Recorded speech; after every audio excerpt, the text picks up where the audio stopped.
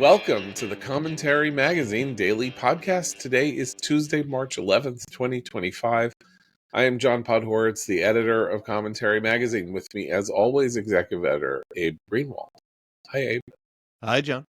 Maybe I'll be able to speak English throughout this podcast. We'll see. Not clear yet. Signs point to no, but we'll see. The Magic 8 Ball also tells me that with me is senior editor Seth Mandel. Hi, Seth. Hi, John. And, of course, social commentary columnist Christine Rosen. Hi, Christine. I was going to throw you off and say bonjour, but no, I'll just say hi, John. It's okay. It's okay. We're off the chain today, as is the Trump administration, because the question that I want to pose to you is the famous question asked by Casey Stengel, the legendary manager, when he was appointed the manager of the fledgling expansion New York Mets in 1962. Team that ended up with the worst record I think it still stands as the worst record in baseball history, 40 wins, 120 losses. And at some point during the season, the veteran Casey Stengel, a grumpy old man, said, "Can anybody here play this game?"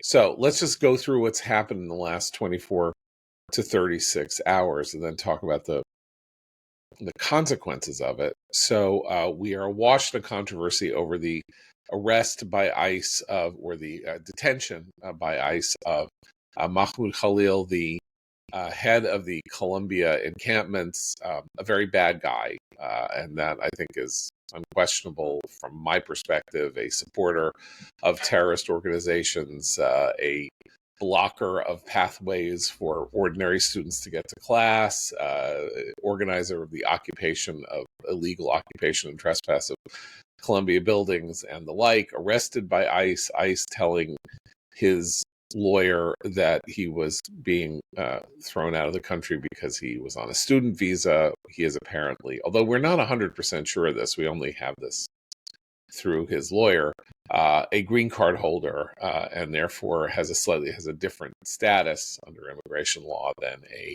than someone who's on a student visa, who can basically be thrown out of the country for picking their feet in Poughkeepsie.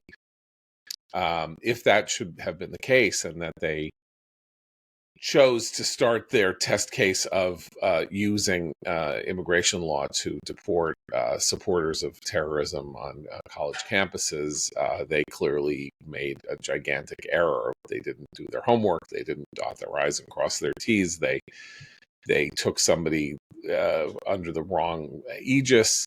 There will be a hearing tomorrow in federal court to adjudicate some of these matters. But we have the stock market going through a 5-day correction relating to tariffs and the unbelievable level of uncertainty relating to our economic posture vis-a-vis other countries. We have, as Seth detailed in a fantastic post yesterday, the brain-blowing behavior of Jared Kushner's college summer program roommate and owner of a home health aid business named Adam Bowler, who somehow ended up negotiating with some of the worst monsters in American history.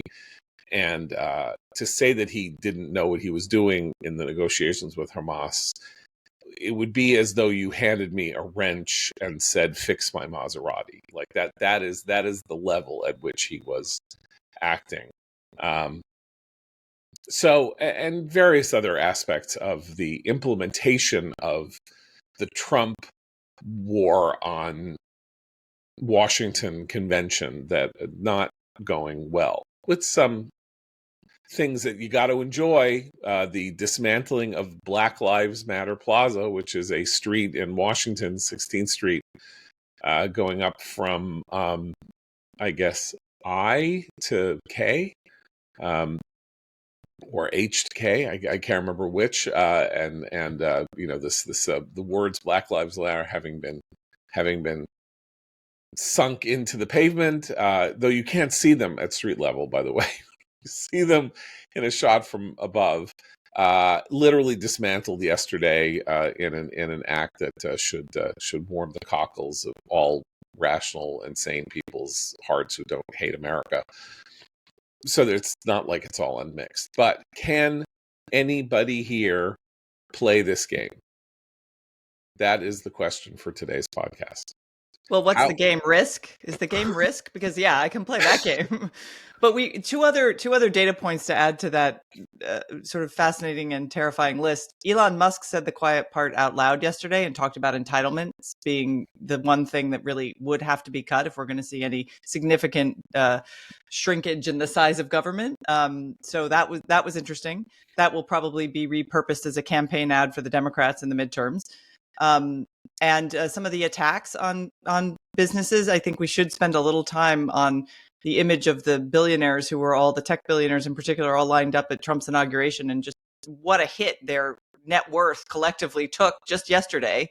And Trump actually saying, we're going to feel pain because of my policies, but it's going to all work out in the long run. And what consumers and markets are reflecting, which is that trust but verify tends to be the consumer response. And people are shaky about the economy. The jobs numbers are also not great. So a lot of economists, even on the right, have been, I think, increasing the volume of their alarms about the economy. Look, if you're taking a long-term strategy on the economy, so using tariffs to rebalance the world economy is not an instant winner, right? You're talking about a period of adjustment that should take years, in fact. And so the implementation of that strategy means you have to do what Trump did a little bit, but only a very little bit. Say, this is going to be hard at the start. When you're done, you're not going to believe how wonderful everything is. The problem is everything isn't going to be wonderful. Well, and his starting point is an economy that wasn't super healthy to begin with. So that's one of the questions is why do this when we're still coming out of this period of very high inflation and low growth? Right. So I'm just saying that, when he decided to put his money where his mouth was on tariffs, the net result was always going to be an economic disruption that would be reflected in worry or panic in the marketplace and a concomitant correction in the stock market that would cost billionaires and other people, ordinary people who simply have 401ks that were enjoying the run-up of their 401ks over 40,000 to see those numbers plunge. And I don't imagine those numbers are going to reverse themselves this week or absent anything. And so you're doing this. It's a big, big, big move. It's like a huge move. The problem with it is it's stupid and it's a terrible economic idea that will not pay off, but he thinks it'll pay off. So fine. But if he then responds to the initial panic, that's also part of, can anybody play this game? If you're going to play a long game, you have to play the long game. You can't say, I'm stopping playing the long game now because you don't have a short game. Your entire economic strategy was the long game, which was tariffs rebalancing the economy. So the short game is what? Now what? Now how do you change things? Now how do you fix the economy? We should add in there a looming government shutdown too. That was another thing on the list. Oh, thank you. Yes. Well, yeah, I'm very curious to see how stubborn Trump stays on tariffs because, as we've said over the first few weeks, and even before he actually took office, starting with his election, he's enjoyed this honeymoon period, and that's coming to an end. It's not like everyone's hating him, but even on the Republican side, there's pushback. There's conservative economists pushing back, and he doesn't like bad press. He doesn't like when the market goes bad. Even though the other day he said, "I don't give a damn about the stock market," I think he does, and it'll be interesting to see if he sticks to his guns here. The short game, John, I think for him, if he stops this, will be to claim some sort of win. He will claim that he put some sort of fear in, a friendly country or friendly countries and got something, and now it's over. And it was a gambit. The other thing I think is worth noting about the tariffs in particular is that his message on tariffs, if he is playing a long game, has been this is going to help working class Americans. This is how we rebalance. We bring manufacturing back to this country. We do all these things that will long term help grow the middle class, grow the working class. The problem is working class people don't like tariffs any more than anyone else does, including economists. And there was a recent Ipsos poll that looked at, sort of what the average American thinks about tariffs and then broke it out. People are concerned about tariffs. They don't actually perhaps want him to play the long game in this. If at the same time we have issues about tax cuts, we have issues about inflation remaining too high for most people. So in some sense, he was elected to fix the economy. And I think if he's going to do the bold gambit, he hasn't actually persuaded the people on whose behalf he claims to be making that gambit. And he's going to need to do that if they're going to be experiencing a lot of the pain and rather quickly in terms of the rising price of goods from the countries that are slapped with these tariffs. My answer on the can anybody play this game is that yes, there are people here who can play this game, but there are also people here who have no business being passed the ball, and they are here too. That's part of the problem. I mean, this Adam Bowler stuff was, can anybody here play this game? Yes, Steve Witkoff can play the game. We don't always agree with him, but he could play the game. Well, I could give you an argument that he doesn't know how to play the game, but go ahead. Maybe. But I mean, my point is and we saw the Oval Office, or the reports of the Oval Office argument between Musk and Marco Rubio. I don't want Elon Musk telling Marco Rubio what to do as Secretary of State. I don't want to hear it, and I don't even want those exchanges taking place.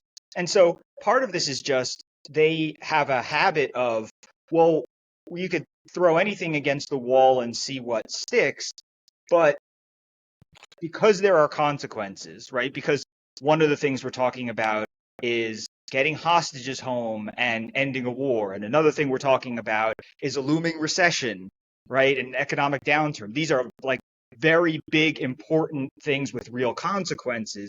You can't do the spaghetti on the wall trick. You have to say, look, when I was in my high school basketball team, we had a guy on the starting 5-1 game who was the best rebounder you ever saw. He just knew where to get. And we were instructed in the huddles, with him in the huddles, not to ever pass him the ball. And we were just reminded, occasionally we had to be reminded, do not pass David the ball. He's not there to take a shot. He's not there to be part of the offense. You have to be able to say that, look, you're here, but you're not going to meet with Hamas, or you're not going to run point on, US aid or some of these things. And I just wish that he would make sure to have the guys who can play the game in position and not restrained by people who can't. So he thinks that Elon Musk can play the game. He yet again, yesterday tweeted out what a fantastic job Musk is doing. Right? After Musk is calling an elected leader a traitor, we should add, for having visited not just Ukraine. An elected leader. Yeah. We're talking about Mark Kelly. Mark Kelly is a decorated, flew many combat missions in the first Gulf War, American astronaut. He's a senator. Called him a traitor for saying that we should try to win the Ukraine war. A shameful bit of behavior on Elon Musk's part. He paid $50 billion for Twitter so he can do with Twitter what he likes. But, I don't have to listen to this loudmouth defame people. If he's going around trying to clean up, the federal government at the, with the president's blessing or, following the president's orders, fine. If he wants to be a loudmouth on Twitter, fine. But he stinks. That was a garbage thing to do. It's a garbage thing to do to anybody, and to call anybody a traitor. And if Kelly ever ran into him on a street and punched him in the face, he would deserve it. And Kelly could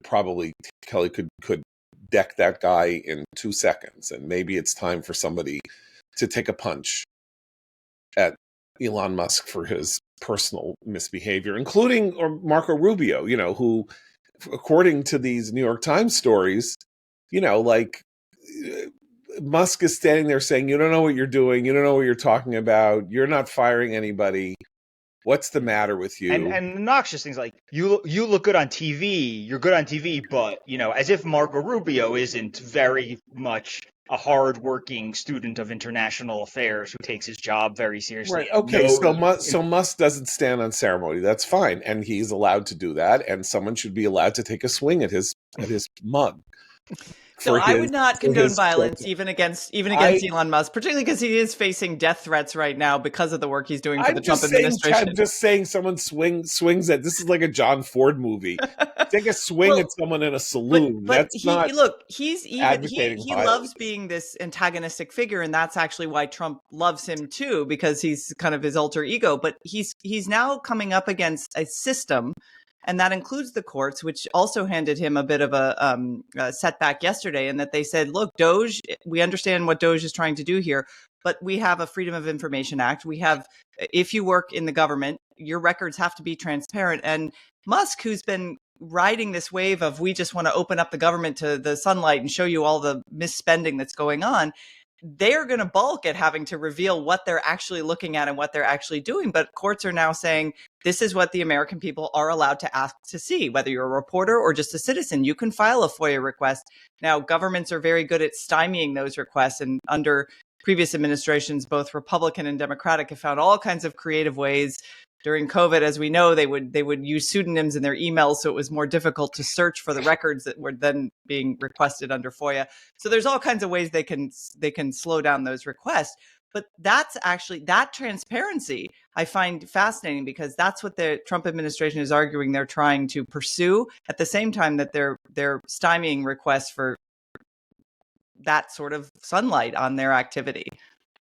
Okay, not to get back into why someone should punch Elon Musk in the face. So maybe maybe they shouldn't punch Elon Musk in the face. I'm saying Mark Kelly has every reason to punch Elon Musk. I don't. He hasn't done anything to me, but Mark Kelly would have the right. He called him a traitor, this guy who has served his country, and that's disgusting. Yes, but we don't have duels anymore either, even though that might actually be effective in eliminating honor duel involves killing somebody. That's why it would be more in the vein of Buzz Aldrin when he was like 75 years old, who punched that moon denier. Yeah, right, exactly. So anyway, whatever. I've descended into the tar pit. So maybe if I want to lift myself up out of the tar pits, I think the central point here is that Trump loves Musk because Musk is a bull in a china shop, and he likes that. And the problem is now he's gone into the china shop, he's swept stuff off of the counter, right, and sort of broken it in some fashion or other. But there's a lot of stuff that's still in the cases locked, in the glass cases that are locked, that are actually the more valuable, like Social Security and Medicare. that are the more valuable items in the china shop, and that we'll see whether or not breaking the china has any positive ramifications. Because the other thing that you do when you go in the china shop and break all the china is that either the owner of the china shop or maybe the cops come by and say, what are you doing? And in this case, the cops, or some version of the cops, are the courts, and they're like, okay, so is this procedure? Does this follow statute? Can you do it this way? Can you not? Maybe you should be able to. Maybe every goal that you have should be something that a president can affect. But, it's been 240 years of the United States, and there are procedures called laws, and that you have to write one and pass it and then sign it into law. And then that opens up the opportunities to do the things that you want to do. But if the law does not give you that latitude, we can halt you in your tracks here. And well, this is like, same thing. Then what? This is where I find a fascinating elision on the part of the Trump administration. They are treating our legal framework and our legal infrastructure like the bureaucratic infrastructure, and they dislike both. Trump, obviously, from a personal perspective, because he feels like the law was used as a weapon against him unfairly by the FBI and others. But Musk has the same contempt for the rule of law when you listen and see some of his actions with Doge. And that's That's a distinction that we really need to make as conservatives, because I dislike bureaucracy probably as much or more than Elon Musk does, but I respect the rule of law, which means... Oh, you didn't get trillions of dollars or billions of dollars in subventions from I the did American not. bureaucracy as my supporting mortgage your statements will various... attest. Yes, I mean, you know, he's one to talk about how terrible the federal government is and the way it spends Right. money, given that much of his fortune is built on government subsidy. So But thanks this very is much. You took the money and now you want to shut the spigot off. That's NIMBY Right. on a very high order. That's we're talking about 4D chess NIMBY right there. But this is where I think their techniques matter. The means and the ends matter, because if you look at how Trump's Justice Department, for example, the most recent story yesterday is that they fired a DOJ lawyer because she opposed his effort, the department's effort, to reinstate Mel Gibson's right to own a gun. He was convicted on a domestic violence charge, so he's not allowed to own a gun. And that would obviously set a precedent that domestic violence, people who've been convicted of domestic violence offenses should not have guns, and they could under this. So she protested. She was supposedly fired for this. We don't know the full story. She says she was fired. He says she was fired for this. But the point is that the rule of law is something with which they treat with equal contempt as bureaucratic overreach. And those are two really different things. If you're a conservative, you have to maintain the rule of law. That is the entire point of being conservative when you look at government. Look, we all hate judges who don't do what we want. Let's be honest. Like, there are things we want, and then the judge comes in and says, you can't have that. And if it's like something that's very much on your wish list or dream list, you're like, that judge, that's why you can appeal, though. That's what appeal processes are for. What? You can appeal. I know, but then the appeals court are bad. The Supreme Court is illegitimate if it doesn't do what you want. Like, this is a problem with having, I'm just saying, so we all understand the impulse. The impulse is, why can't I? I want to forgive student loans. I'm going to forgive student loans. No, you're not. That's not fair.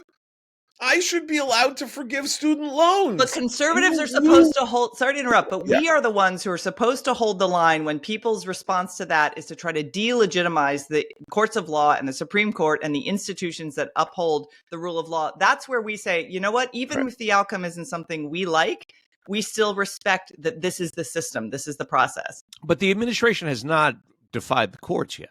Not yet. No, right. and it likely won't. I mean, that's the point. Is that I don't think they have game here. That's what we're getting back to.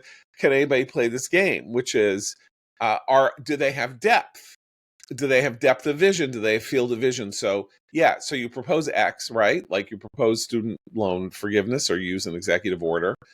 That doesn't work. The courts knock it down. So then you have Plan 2, you have Plan 3, you have Plan 4. The entire Biden administration kept throwing out new ways to try to achieve their aim of student loan forgiveness, right? Or debt transfer, as Christine would say, debt transfer. Thank you. I unmuted myself just to be a scold on that. Fair enough. Thank you. Okay, it's very important to do that. Do they have game? If they lose X, you can't fire someone, you can't do X with provisional employees in the federal government, you can't do Y with grants to NIH, or certainly with grants, the work for which has already been done, and therefore the people who performed the work expected that they were going to have this flow of money to fulfill the project that they signed a contract with the government would happen. Can't do that. Do they have backup? Do they have another way of going at it? And I would say the way that I'm seeing this now over, again, it's not even 8 weeks, right? Or it's not even 7 weeks, or it's just about 7 weeks, is they don't. They're just throwing, it's the spaghetti thing. They're throwing stuff at the wall to see what sticks. And they are playing, we've had 20 years of a culture war that in part, they jumped into the deep end to try to, boy, I'm mixing metaphors, to like fight the culture war in the deep end. I don't know what the hell that is. Sorry. Are we swimming in spaghetti in the deep end? Yeah, I'm sorry. Something like that. Right. Okay. But, this is no joke. Who are the swimmers? If Leopold it's is the swimmer in the pool, then it's a terrible mixed metaphor.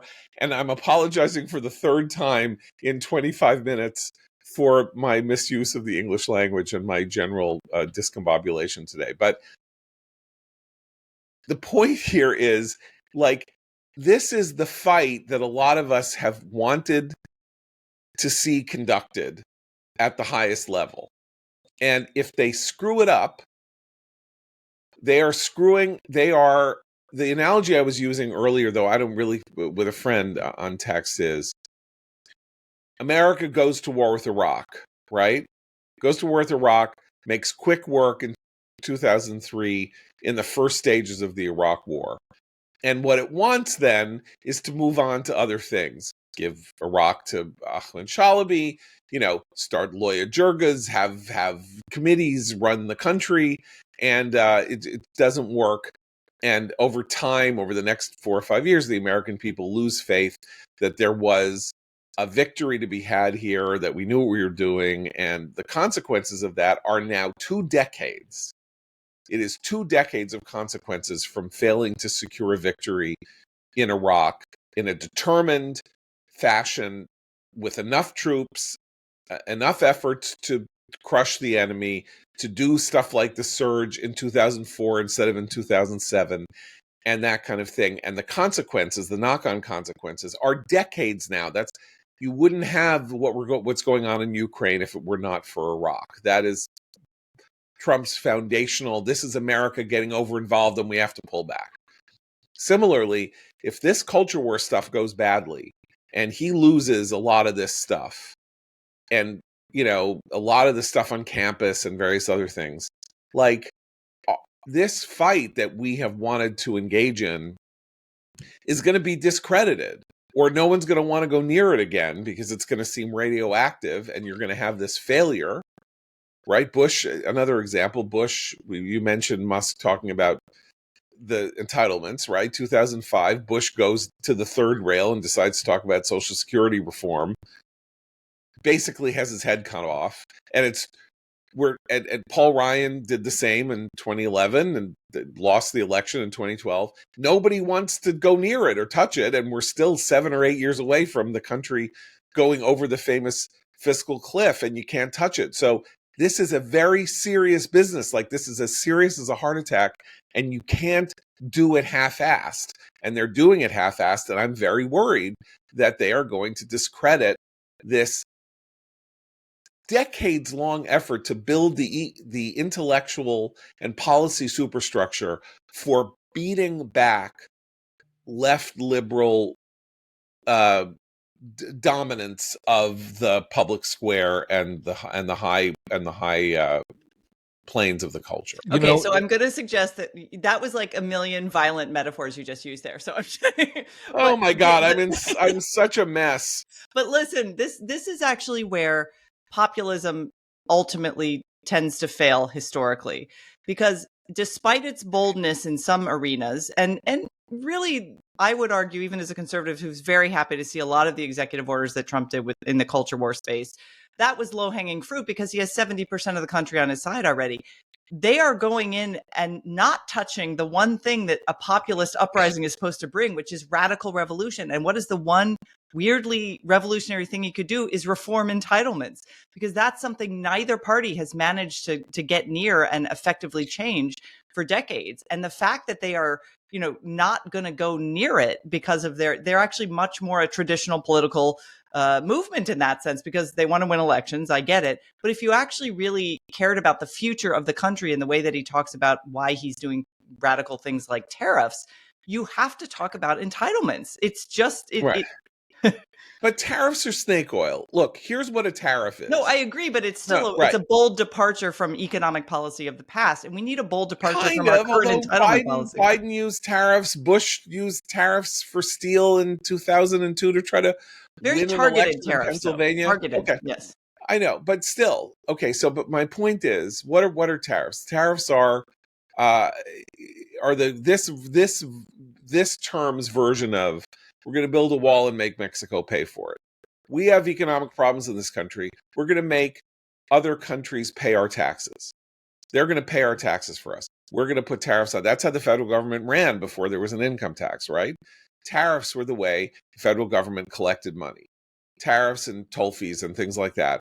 but the government was 100th the size that it is now, and that was a conceivable way to do things. But the thing you're trying to sell working class Americans, that they're, as you say, the polling shows they're not buying, is this is fantastic because you're not going to have to pay for anything. China's going to pay for it, and Canada's going to pay. Those bums in Canada, boy, they suck. And Europe, what a bunch of bums they are. They'll pay for it too. And so far from like saying, okay, we need to take our medicine and fix our social security system so we have a safety net that will last another 200 years, and we're going to have short-term pain for long-term gain. He's saying we're going to have short-term pain so that you'll never have to pay for anything ever again. And the Chinese who make who have a per capita income a fifth of what we have are somehow going to pay for everything in the United States. And it's not going to work. It doesn't work. Tariffs don't work. They make goods more expensive here and they cause war and all of that. We have hundreds of years of experience of this, and certainly the last 100 years of experience of it. So it's not serious. He's not trying to do something serious, so he's doing tariffs instead of Social Security. He's trying to do something unserious. He's trying to get money for nothing, basically. See, I think look at it. on the in terms of the administration crossing its T's and dotting its I's when it comes to things like, excuse me, deporting the student, the pro-Hamas student, that's like there are all these bumbles. It's almost like the Muslim ban every day. That was a one-off in the first administration. Like, he did this thing, he did it wrong, no one knew what was happening. Now that's every day. Something's happening. He's zigzagging on tariffs within the same day. The thing that he doesn't have a lot of time on is the economic uncertainty and inflation. He is on a short leash when it comes to that, I think. Right. Because the market cannot, what he calls short term, better be really short term, because we cannot endure an extended period of uncertainty like this.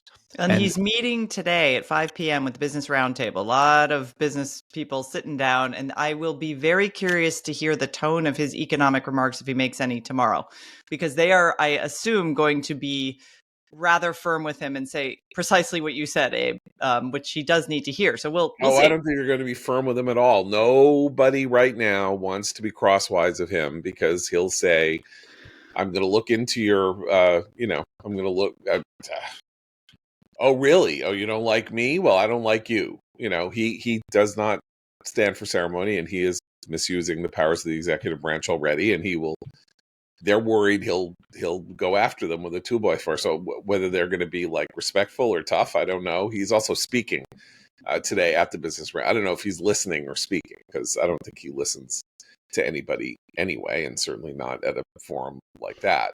But well, he's going to land on things that he has the power to do, and even in those situations, he may just like hammer the nail relentlessly because he found something he's allowed to do, right? Like with the pro-Hamas student, this is a difficult case because he's supposedly has a green card, right? Which means you have to have some sort of hearings before you can deport him. But if this guy had the he's not a kid, he's 31 years old. It's time to stop calling him a kid. He's a 31-year-old guy who, from what we can tell, didn't even get a degree. Like, he's basically was brought into the Mideast, what used to be called the Oriental Studies Department at Columbia, to do what he was doing off campus.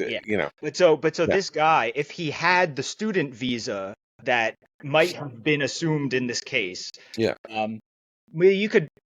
there would be no roadblocks here, and he'd be gone already. The other things that Trump, he posts on social media yesterday, Shalom Khalil, and Mahmoud, you're the first. Yeah.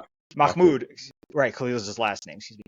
His and says, you're the first of many.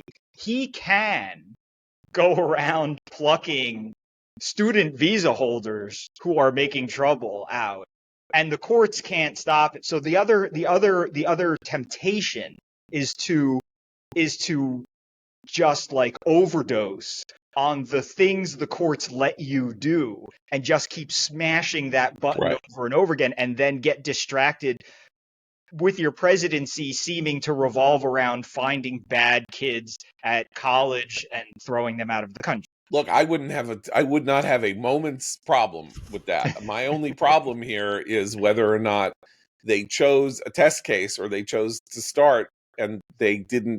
Yeah, I wonder if he their actually homework. has a green card application that's under review Well, right now, we because that don't takes like know. 9 months. Even if it's quick, it's a 9 month, at least 9 months All usually we for those know, marriage green card right. visas. All we know is that his lawyer told the ICE agent that he has a green card, and his lawyer says he has a green card. There's going to be a hearing in Jesse Furman's courtroom tomorrow, and we'll see if he has a green card. Probably he has a green card, but I don't know. Is there some green card database you can search? I don't think so. So we'll see if he has a green card. He supposedly has a wife who's 8 months pregnant. Maybe we'll see her. We'll see his picture, whatever. Okay. Now, we've been bashing them for, 35 minutes. What is going on with Democrats and liberals? What is going on? Are they crazy? And I think they're not crazy, and I'm worried. But I'm going to go with the crazy is free Mahmoud Khalil. The Twitter feed of the minority staff of the Senate Judiciary Committee, whose ranking member is Dick Durbin of Illinois, spent the day yesterday defending Mahmoud Khalil. Okay, look, if you want to say, as some people have said, I hate this guy, I hate what he stands for, he's a supporter of terrorism, but we have a process in this country. If you're Wally Olson, so we have a way we do things. This is not the way we do things. I'm sorry. He's disgusting, but these laws and methods of handling things are to protect everybody else, not him.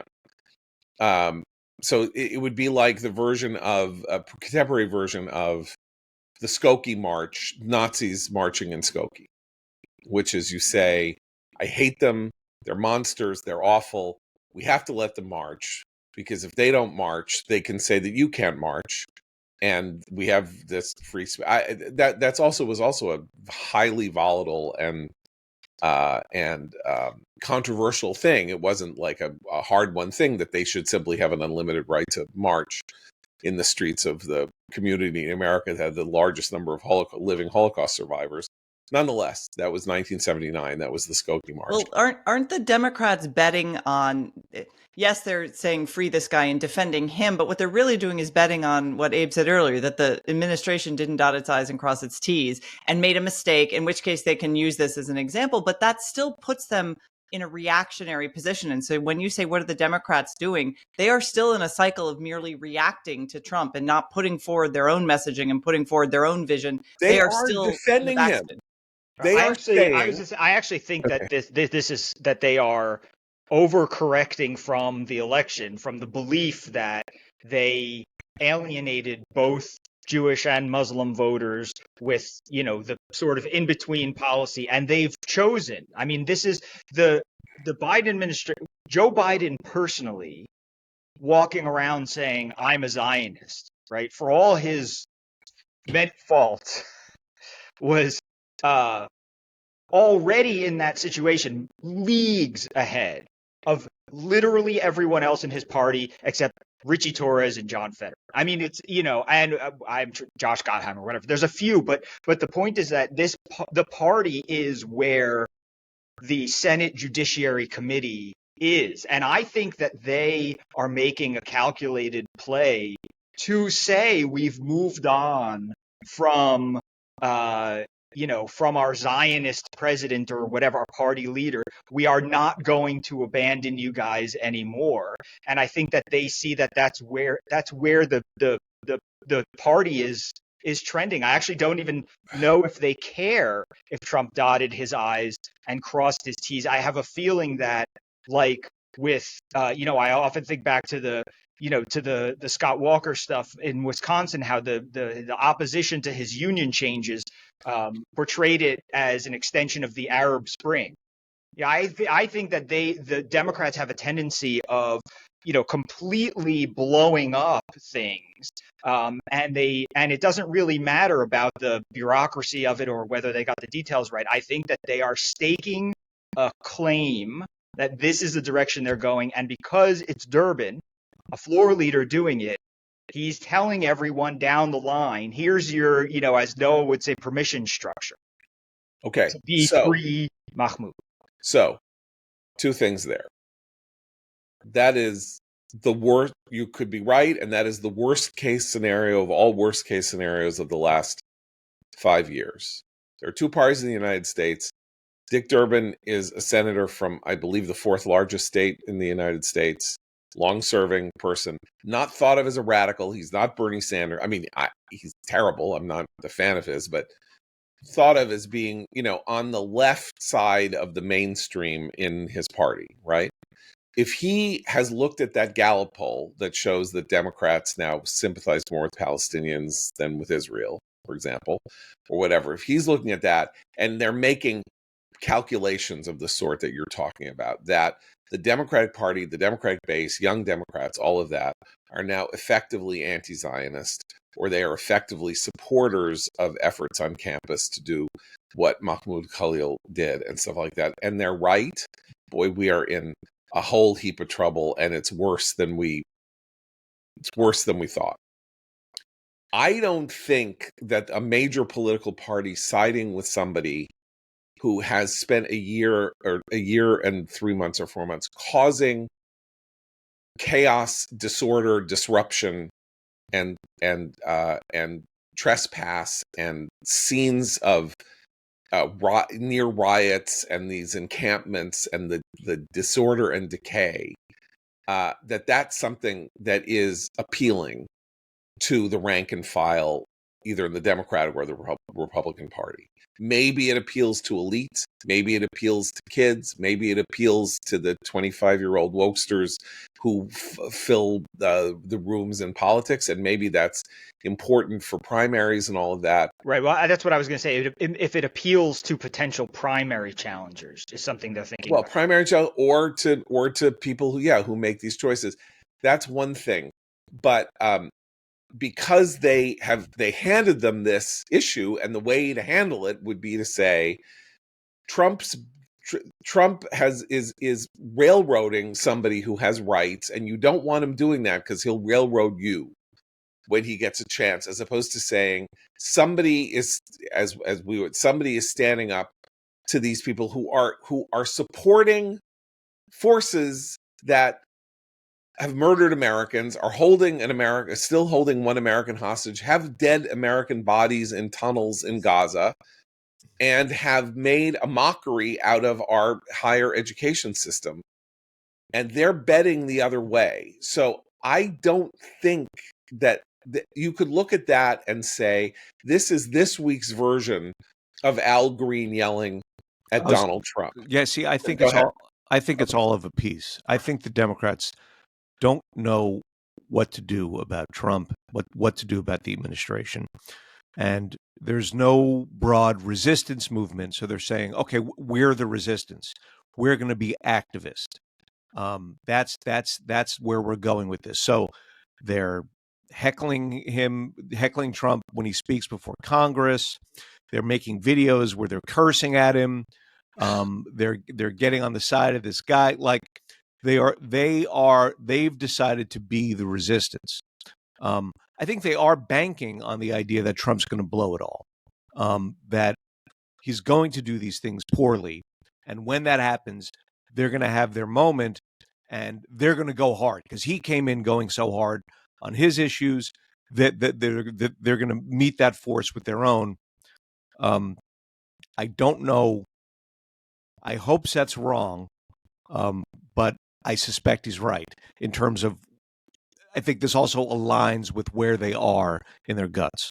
Did you guys possibly, I don't know if it was a day I wasn't on the show, but did you talk about, to Abe's point, the horrifying choose your fighter video of the female Democratic congresswomen No. jumping around pretending to shoot, with their finger guns?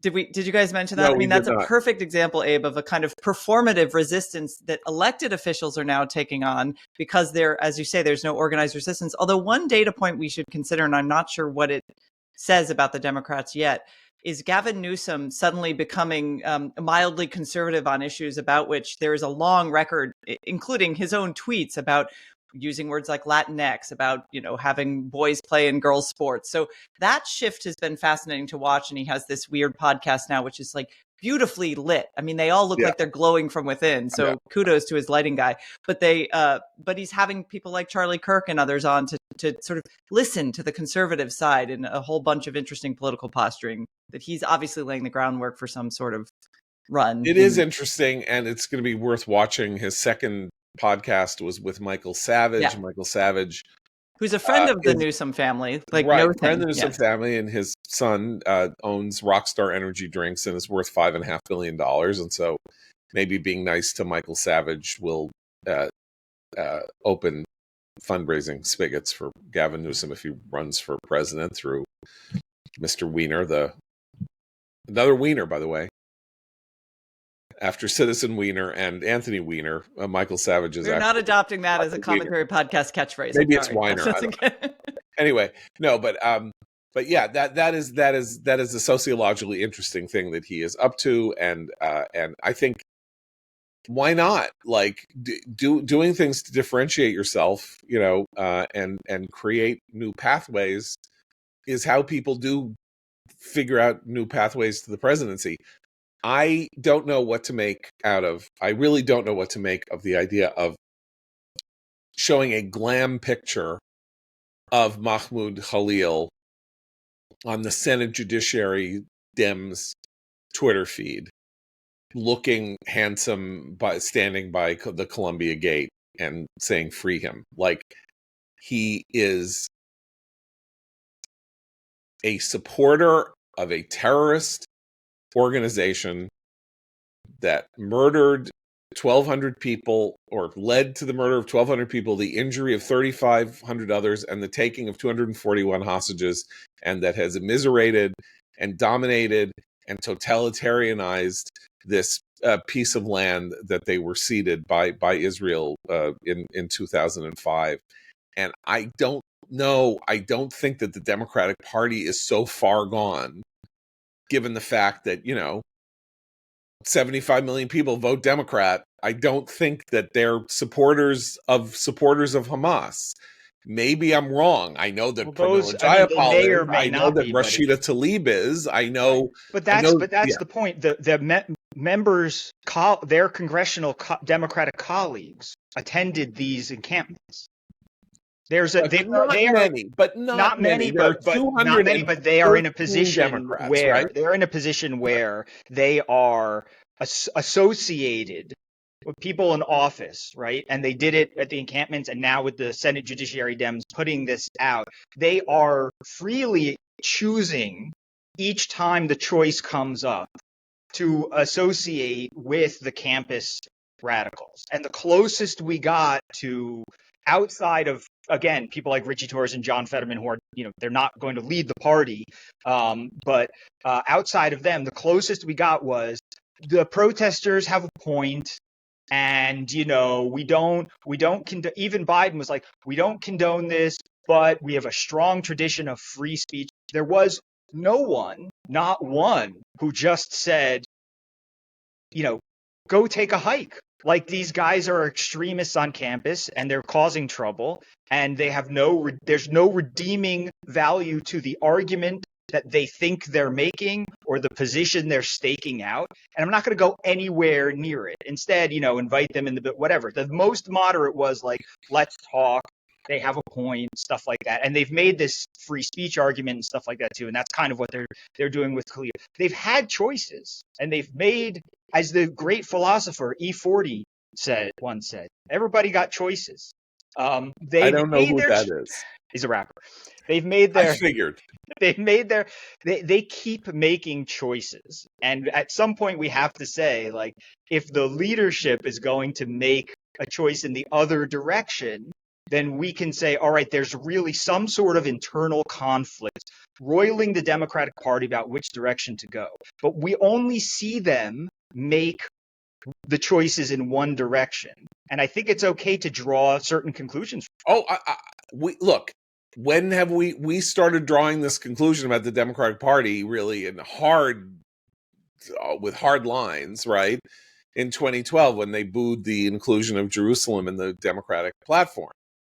And when in 2009, Barack Obama started saying things like, we need to have some space between America and Israel, and you need tough love, and you stink, and Bibi stinks, and whatever. So, I mean, this is 15 years in this specific thing. You could say that the liberal problem with standing up for America's Jews and for Israel and for Zionism is I don't know how long. Liberal problem is 40, 50 years in the making. I mean, I've told this story before, but one of the foundational moments in the creation of neoconservatism was a moment during a scene in New York City, the New York City school strike of 1968, which involved the firing of Jewish school teachers in a majority black school district, people who had tenure, who had been teaching there for 25 years on the grounds that they were Jewish. And when the union, led by Al Shanker, took the teachers out on strike, because this was a violation of their contract and all of that, there was an anti-Semitic explosion in New York City. People dancing around a coffin in Central Park with a Magen David painted on the coffin, stuff like that. And this was the moment that my father and others said, okay, well, you know what? We got a real problem here in the United States. That was 1968. So that was like almost 3 generations ago that this divide broke. Something broke in the party, which had been, completely philo-Semitic and very, very Zionist in its application. It was the Republican Party that was much, much, much more hostile to Israel or to the idea of a Jewish state or whatever. So we got a long history here, but it is the last 10, 12, 14 years. I'm just saying, as a matter of electoral politics in the United States, siding with people who stage riots on campus, I don't think is a good look for them if they're trying to find a way to reoccupy the middle of the country. Maybe I'm being naive. No, I agree but with Trump, that. But the X factor here is Trump, in that he can create an environment where that becomes more acceptable, as he kind of did in 2020. The idea that Trump was so bad that you can support the arsonists of Black Lives Matter now, because things are so extreme that we have to be so extreme. And you can move what is considered beyond the pale into the center. He does that. He does that for the other side frequently. Okay, so this is very bad, and I'm very sorry to have to be delivering this message about how bad it is, but it gets back to the point that if you're going to go into this war, right, you don't go in with pop guns and BB guns and slingshots. Like, this is a very serious business here about setting the table for the rest of the 21st century. And they do not conduct themselves like serious people. I mean, on the one hand, Elon Musk is obviously a very serious person when it comes to the things that he does that are of deep seriousness to him. And on the other, he's wandering around. He's, again, being like a bull in a china shop. He goes on his stupid social media platform and calls people traitors and acts obnoxious. And this is no way to run a railroad. Like, can't anybody here play this game? Politics, like anything else, that's why you want one thing that was impressing us at the early going in November and December was, hey, it looks like Trump and his people have figured out how to do this. Like, he's coming in with 4 years of experience as president. He's gotten rid of the craziest people who were like, and most amateurish people who were around him. He's got a solid political team. He's got an agenda. He's pushing it forward. He's making these cabinet nominations. He's fighting for them. He's like going on all cylinders. This is pretty impressive. And he's like gone sort of 7 weeks, and something is running out of gas, or whatever that early enthusiasm was. Here we're going to go with more metaphors, right? It's an engine, and they're not changing the oil. So he needed to change the oil. It's an EV, and they haven't passed in a charging station. He ran on bringing back a period like the Roaring 20s, right? Economic growth, lots of spending, everybody happy again. Wars are ending, but it's become like the roiling 20s, right? A lot of uncertainty. Wars are popping up everywhere. And the economy really is the key here for voters in terms of stability. Nothing seems stable right now. Nothing seems certain. And if you can just get certainty at a basic level, and for the economy, for most people, that would be it. Just a sense that things are improving a little bit. It doesn't have to be a boom period.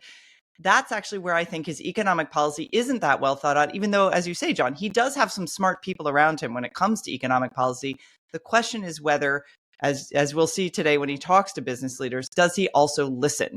Because he doesn't seem to be listening with a lot of the warning signs that really smart people on both sides of the aisle are raising and showing him. Of course he doesn't listen.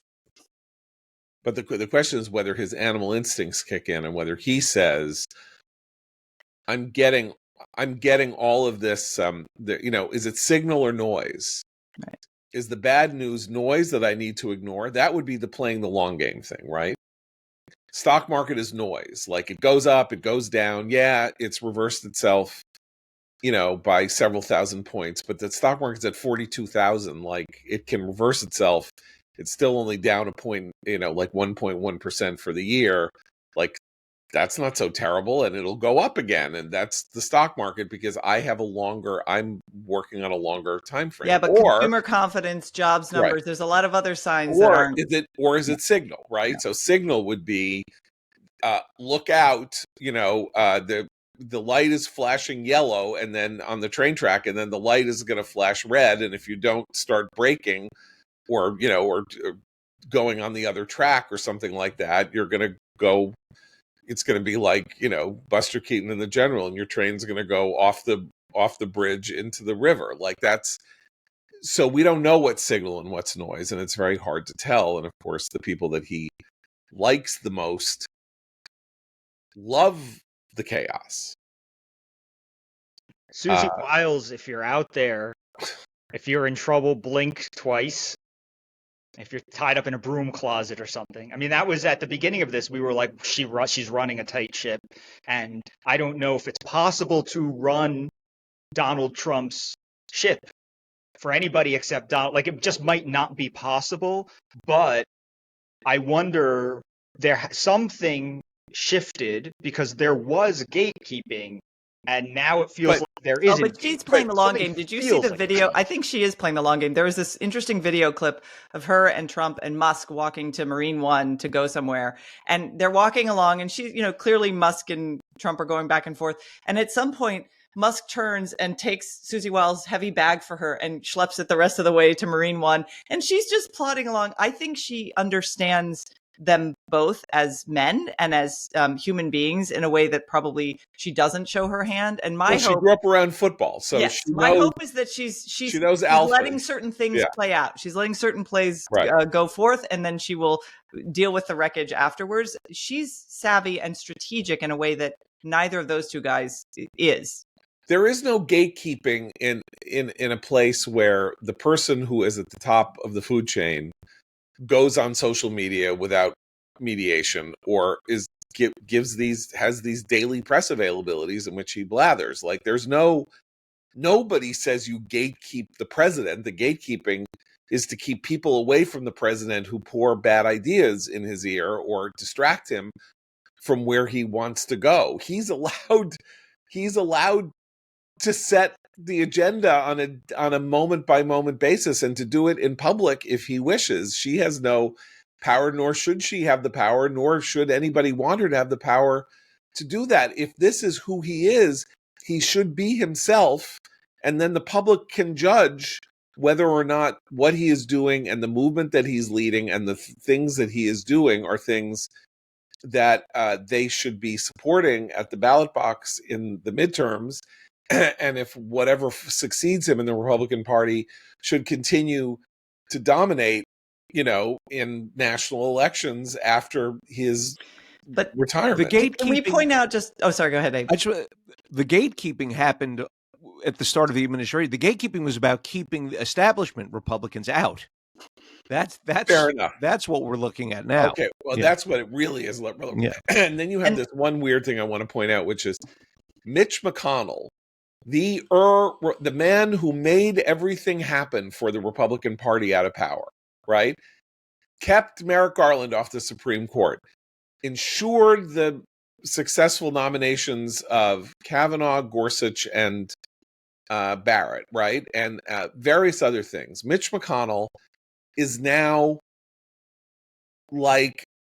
he's voting against everything the administration is doing. This is his last 2 years in office. He's no longer the Senate Majority Leader. He just voted against the Labor Secretary nomination. And you know why?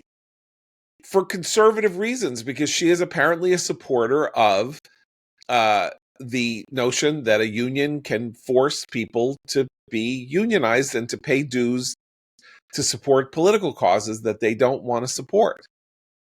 This turn in Mitch McConnell is among the more jaw-dropping things. It's not a turn; it's consistency. No, it is, but it's a turn.